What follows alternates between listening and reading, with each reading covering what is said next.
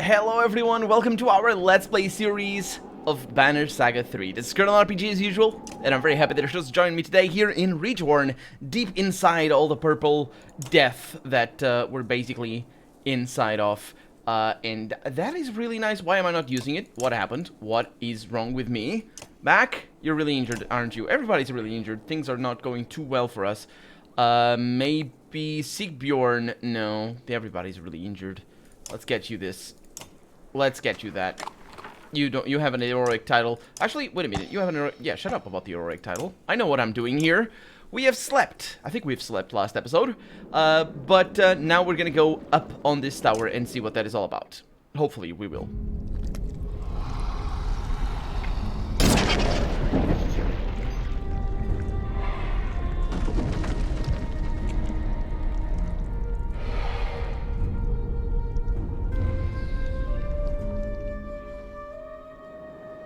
I thought you'd be helping Ivan. I had to check on something. Look to the horizon. The serpent rides in the distance. It knows we're here, but it won't approach, hopefully. Is it scared of you? Scared? I don't think it understands such things. For now, it's just trying to discover what we will do next. I know the feeling. These horn towers are portals the Menders built long ago. They allow us to enter the inner earth, the dredge home. I knew the dredge came from below, but inner earth? Like caverns? No, not at all. Imagine another world with sun and sky like our own, but within our own. This will be a dangerous path, but the quickest route to the place where Ivan will undo all of this. Juno sees the skepticism on your face without looking. I also came here to speak with you privately. I know Ivan may seem unusual or unapproachable, but he's a good person.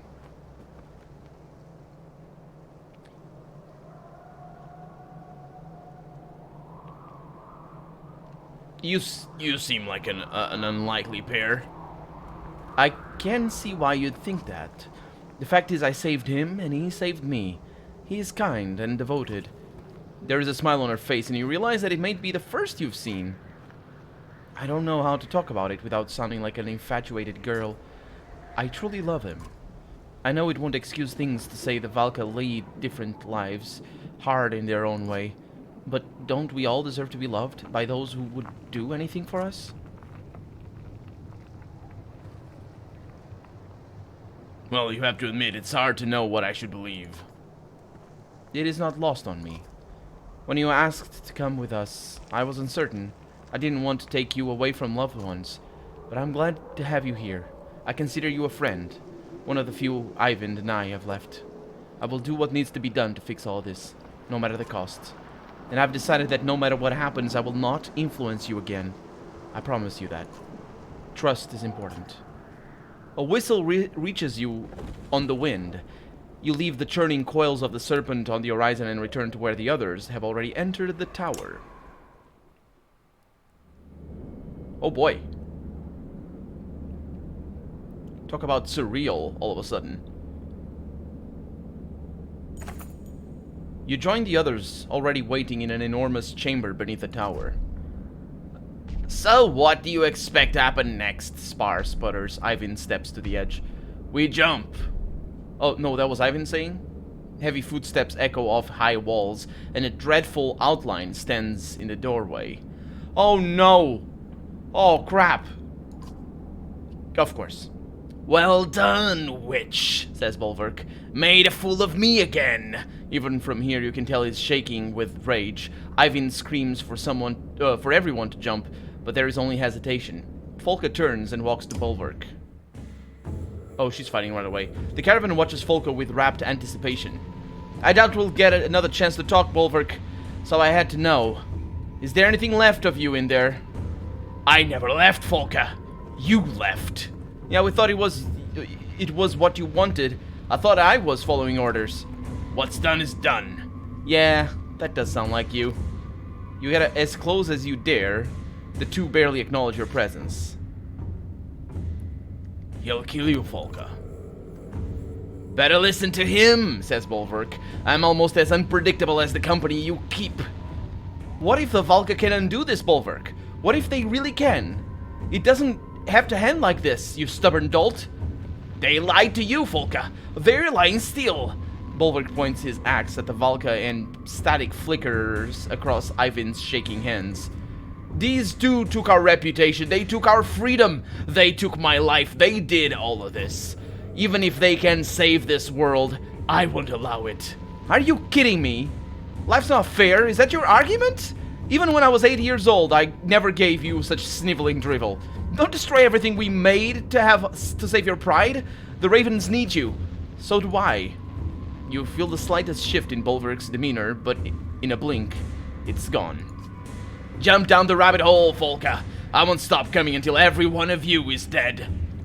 That's all you've got for me? Me? Volka snatches Bolvar's axe from her belt, the one he threw near Strand, and pushes it into his hand. If this is revenge, why wait? Holy... she's gonna... What the... No... Oh, I've been trusting her ever since I started. The game is gonna... The game doesn't care about that. There's no... That's not how this game is done. This game... Like, in a lot of fiction, you'd see a situation like this and you'd be like... Consistently, we've been seeing Volka make the right decisions. And in the fact that we've seen consistently that she makes the right decisions. At least I think I've seen that. That fact even leads me to think that she's not gonna make the right decision now. Because she's been bolstered and she's been boosted. Her ego has been boosted. She's too confident. Oh crap. And the game doesn't care. The game will do whatever decision it must. And we have a big team. Volka will die here if Bolvar kills her. This is all meta though. I'm not engaging with the choice here.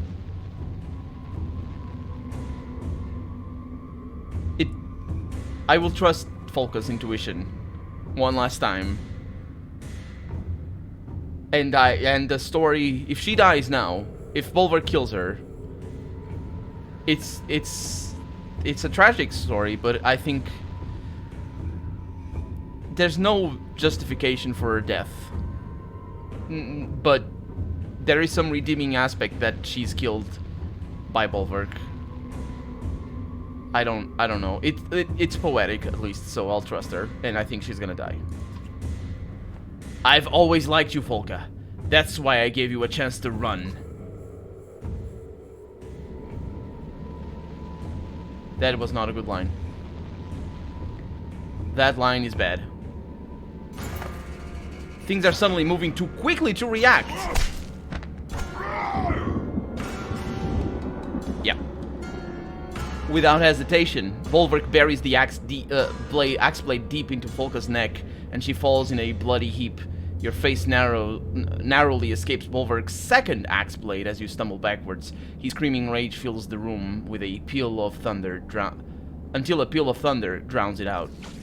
Lightning arcs from Ivan's staff, scorching the ground around you in wild patterns, catching Bolvar's fur cloak on fire. Ravens reluctantly leap into the pit, and you follow, tumbling down into the darkness as the light from the hole above recedes. A roar rings in your ears, like the bellow of a thunder. Bolvar leans over the edge, his face wreathed in flames from the smoldering cloak. It's the last thing you see before everything goes black.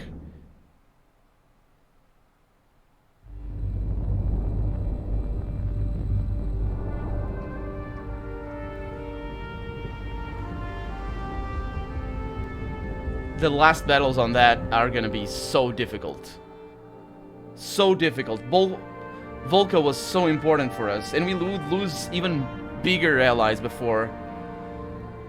I don't know if I can change the difficulty midway through, but I will not be afraid of changing it, because it's a worthwhile story. It's just... yeah. It sucks. What I said is true. There's no reason for... There's no justification for death at all. The poetry in her death is not poetry, actually. Poesy, I think, is the correct word. In her death is not the reason why I did that. I did that because I wanted to test the game. I wanted to see if it would do that. And I'm glad it did. It was just so fast. Holy crap. And he was. The game pointed it out. Anyway, a lot easier. Sometimes you awaken more tired than when you fell asleep. This is one of those times. Aleio is silently sitting bedside. Aleio, were you watching me sleep? Oh, what? No. Yeah, I mean, Oddleaf sent me to get you. Wasn't sure whether to shake you awake or let you... What's happening? Nothing good. Even without Ruga, his followers are stirring up new trouble out by the gates. You got hiccups, sorry. Oddleaf's trying to talk some sense to them now. Oddleaf is there by herself? Yeah, she wanted to let you rest, but by the time I left, things were starting to become heated. I hate to say it, but yeah, we should bring as many clansmen as we can find. It could be a grave mistake to leave them behind. You don't think they'll be safer here? I don't think we'll be safe without them. Yeah, that was my... Yeah, I figured. Okay, so I suppose we keep the same injuries we had when we left. I don't know if we had any. We don't have any injuries right now. Not everyone is equipped, so... Dodge, strength, armor, strength, and willpower. That's pretty decent, and we have a lot of that up there. So we can focus on Mogr, for example. Especially if... No, I can't, because he can't level up. Oh, man, Mogr would be such a nice... Oh, we have you. Let's promote you.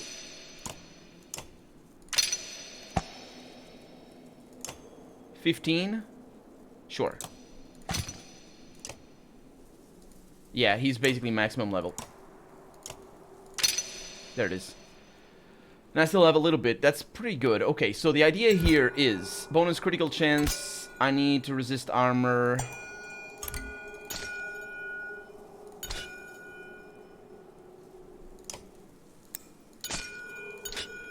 Yeah. Chance to resist armor attacks is nice. Avoid strength attacks already there. Regen willpower is pretty important. I do need to max that out. Do I want that? It's not as important as everything else. What are his abilities? He's got the Tempest and the Forge Ahead. Yeah. So that is nice.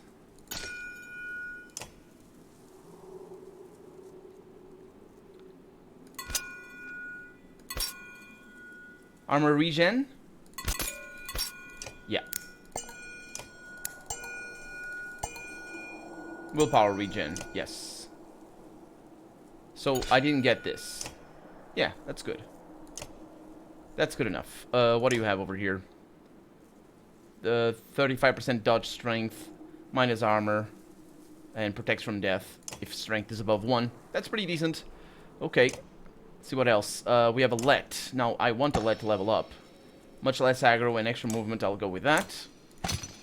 And I'll go with this. And I'll go with that. That's the spirit. Okay, now she doesn't have a lot of break. What am I running with? Avoid strength attack, bonus hit chance. That's nice. The item rank gives more. Avoid any killing blow. Regenerate willpower. That's pretty good. Regenerate armor. Don't really need that. She has chance to puncture, which is great. Chance to regenerate willpower. It's very little willpower that it regenerates, but it's pretty decent. And bonus critical chance. Do I need to upgrade any of these? No, I don't. So I'm gonna go with this for extra bonus to hit chance. And I need to up that if I want that, which is kind of a shame. So I would get this. And just regenerates more willpower. I don't like that. I probably want more armor just in case. And that's that. Okay, so we leveled up. Hopefully this is not a bad move. Do we have anyone down here? We have Ubin. Oh, we have Ubin. Oh, and they have points to spend. So this is another look at all these people to make sure I have all the points spent. Okay, Ubin, what do you have? You got hit up to... Oh, you got the Tempest, and you have the Revealed Weakness. It points out a target and explains where it hit and maximize damage. But what exactly does that do? To maximize the effect of this, make sure the other heroes are positioned to attack the selected target. What does that mean? I don't know. By standing next to an ally, Ubin's confident experience allows you to improve +1 strength dealt by both himself and his ally by 1. This bonus remains until Ubin is no longer adjacent to the ally. When multiple heroes stand next to Ubin, each gain a +1 benefit to strength, while Ubin gains +1 strength damage per each attack of the adjacent enemies. That's really nice. I kind of want that. I kind of want other things as well. I kind of want him to resist, because he's got pretty good resists. He's got pretty good armor, I should say.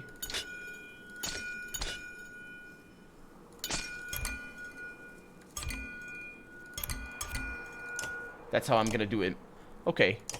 Yeah. Oh, and also need to see... And he's probably gonna be up here. Except in a different order. Like that or something. And I also need to see... that nobody else has points. No. Okay. Gotcha. Good. Continuing on, then. We can rest. We don't need to. We have the market, which we... Well... Can we get food? We have renown. Supplies. Can't get supplies though, can I? Because yeah, we'll be okay, I think. Let's go to the gate and hopefully not die. It's kind of a big deal, isn't it? Oh, we're just leaving. Okay. No, we're not. This is inside the city. We don't leave. We leave to the gate. You squint in the sunlight outside the cool shade of your tent, and a smell reminds you of the small farmhouses you once lived near in Skoger. The field is full of horseborn, a lot more than there were before. Ubin stands in their midst. The shepherd of a confused flock is chatting with Gunnulf, catching up on lost time. Ubin spots you and waves, beckoning you to join them. These horseborn lost a lot of leaders all at once, he tells you about the new arrivals. They haven't found a lot of sympathy here in Arborang, despite helping defeat Ruin. Hate to crowd your camp, but what would you think about taking them under your wing? Are you sure they want that? We won't know until we ask, he replies. In times like these, I believe it's better to have too many friends than too few. I agree. Have a horseborn ally speak to them on your behalf. Yeah, that sounds good. Let's go with that.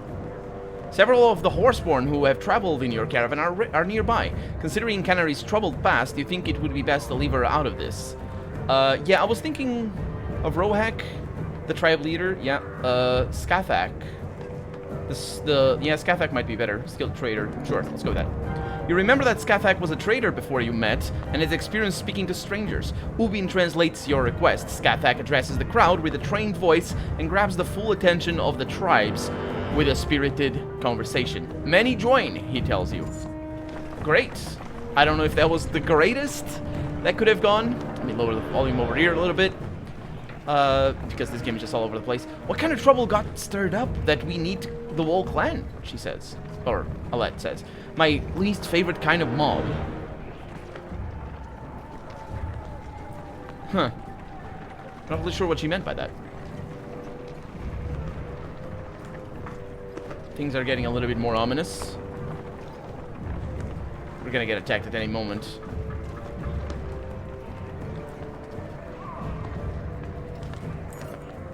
Through still gaping holes in the splintered walls, you glimpse the dredge indolently lurking.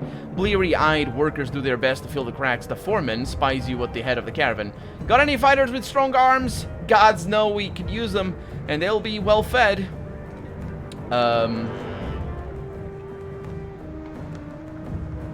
Yeah, let's give them enough fighters to get the job done quick. A few dozen at least. The foreman prowls through your caravan, browbeating anyone healthy enough to shoulder timber. Not all who join show enthusiasm, weary as the Sunder's attack left them, but the cause is worthy. Minus 20 fighters, that's fine. That's why I keep so many of them anyway. Although we have had more. We've had about 1,000 at one time. I thought we had more even, like 2,500. Like, the caravan has been very big and very small. It's a long journey. But, yeah. The days of supplies have gone down.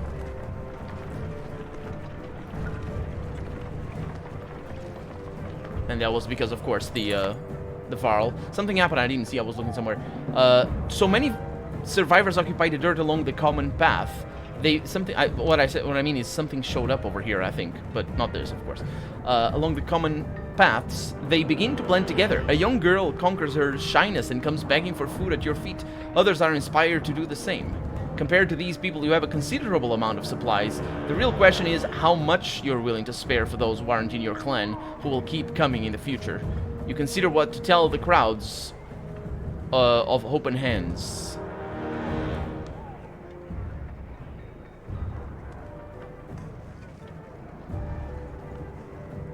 I'm gonna share my own personal supply and allow my clansmen to do the same if they want. You hand the girl a small bundle and ruffle her hair before she runs off, but the rest, with open hands, don't share her sweet smile when you indicate there is no more to spare. Okay. Hopefully she'll be alright, the little girl. It's not necessarily the best thing to do. But there it is. I'm not really sure what consequences it will have for Alette.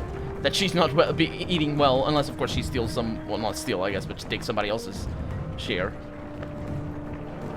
Is this the gate? Dredge killer! Shouts a woman as you approach. Contrary to what sounds at first like an angry mob, the opposite occurs. Well, you'd think, right? Thankful survivors crowd around asking questions you can't answer. What if Dredge attack again? What about the darkness? What do we do now?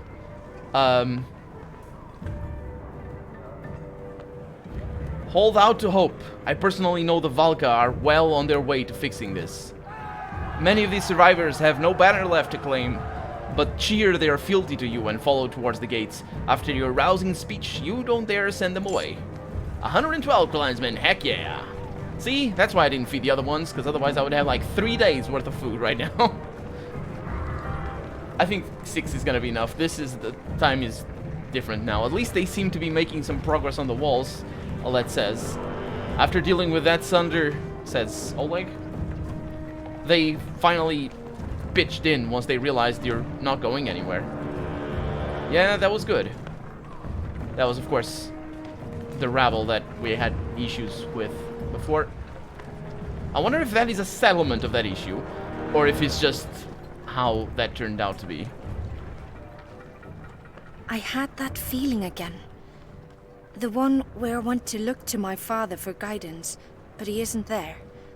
Despite everything else going on, it's still mankind that worries me the most.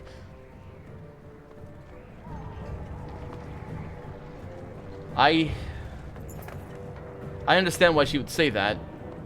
I'm not sure if that is a good worry to have here at this point, to be honest, but sure. A growing crowd is gathering at the gates. It is easy to tell the curious bystanders from the hardened and darkened faces of Ruga's loyalists, but there are plenty of different colors being flown here. The Varl are also nearby, looking uncomfortable. As you step forward, the disgruntled murmur of the crowd turns into the squeaking of rats skittering into hiding holes. You recognize the grizzled man standing before Oddleaf, one of Ruga's trusted allies, with hardened men of his own. Is that a start to the... Oh, no, it's not a start to combat. That would be a very sudden start to combat. It's Joser, of course. You guys remember him? I don't, actually. Look who it is. Knew it wouldn't be long before you'd come telling us what to do. Ruga said this would happen before you murdered him. Ruga was only using you. Oh, is that right? Seems to us he just said things you didn't like. No, yes, he said things I didn't like. He also was using you. He was also gray of beard, I think. And he also had a tattoo. Can you say more things about him? He was using you. Why don't people ever call out these sort of arguments? She wants us all killed. He jumps to conclusions immediately. Well, I mean, if you attack me, I will want you all killed, yes. Not all, necessarily all, not all, just you in particular.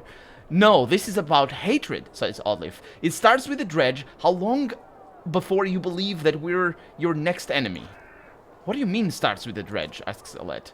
This mad woman wants to open the gates and let the Dredge run amok.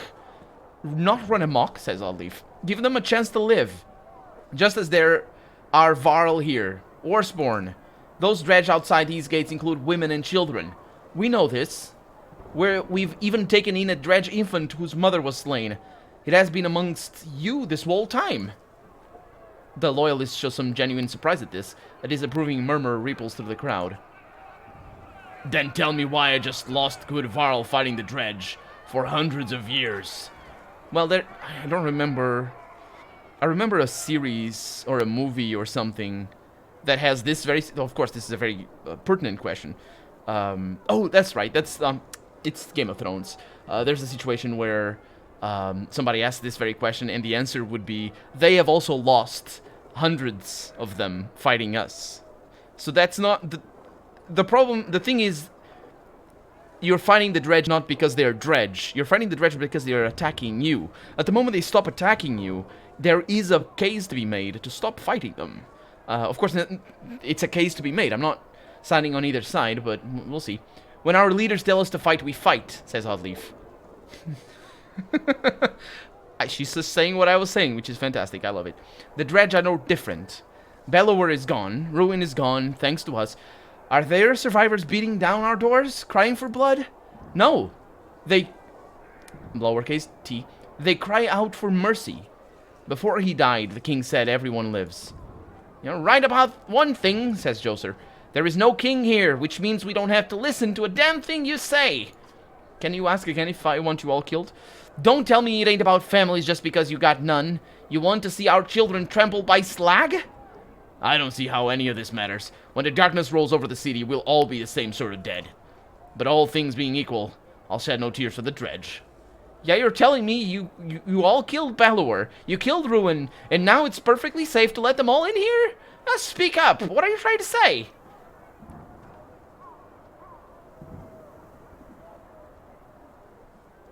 We could fight Dredge again in a few days, or we could take chance on a piece. That is... This is definitely the situation where you would need compromise for sure. Like, it's not about hearts. Make a heartfelt appeal to the masses. It's not about that. I mean, it sort of is, but it's not immediate. It's never gonna happen right now. Like this... The consequences here could be very pragmatic, but they could also be moralist. If the game is trying to make me, I don't know what, I don't know who wrote the, I don't know who wrote this thinks about the situation like this, and I have my own opinion. I would say in a situation like this, you need to convince them to give them a chance more than anything, and then in time they will turn, or you know, just change their hearts and change their minds as well. And appeal to reason and all that. I think this is the right one to go with. This one just doesn't feel... Like, this one is more self... Like, it's self in the sense that it's more for our own than for them. That's what I'm saying. And this is pragmatical enough. This is sort of pragmatical as well, but it's just he shown that he's an idiot. I mean, they're idiots. But that's the point. We need to go with this. There's no chance about it, he says. The man appeals to the crowd now, speaking loudly. Why are we even listening to this? First they killed Meinholf, then Ruga, now they want to open the gates. How much is enough? Well, he's got a point there. Oh no, wait a minute. Meinholf? Us kill Meinholf? Are you... Looks to me like they want rest until we're all dead, and nobody's left to keep them from the throne. Who here are the real criminals? Which of us are the traitors? Okay, well, you're definitely a traitor there. We didn't kill Meinolf. Oh, no, of course. Ruga did. But that actually he's got a point nonetheless. Because, you know, people wouldn't know. Well, they're all dead then. Let's not lose anyone to this. Angry shouts erupt in agreement. Fury fills the face of those crowding in close. Ruga's faithful draw steel. I love the sound of that. Give me some steel, little baby. Give me some steel. Okay, so what am I gonna go with? I can't level up. I can't. Well, Ubin doesn't have a thing. Dodge strength. That's nice. But that would be better for Moger. But Moger has the other things, I think. No, that's Gunolf. Also need to look at who's a higher level. So let's see. Oddleaf. Critical chance. Don't really want that. Ludin. These are lower level. But that's good, actually. That's good for you. Hiccup. Got a lot of hiccups. Right now. And also right now, we're out of time. So, let's fight these guys next episode. For right now, I'm Colonel RPG. And this has been the Banner Saga 3. I really hope you've enjoyed it, despite death. And if you did, go ahead, leave a comment, like the video if you want to see the next episode come out sooner rather than later. But above all, thank you so much for watching, and I hope I'll see you next episode. Bye-bye. Oh, Hakon. Hakon is good. Yeah. Bye.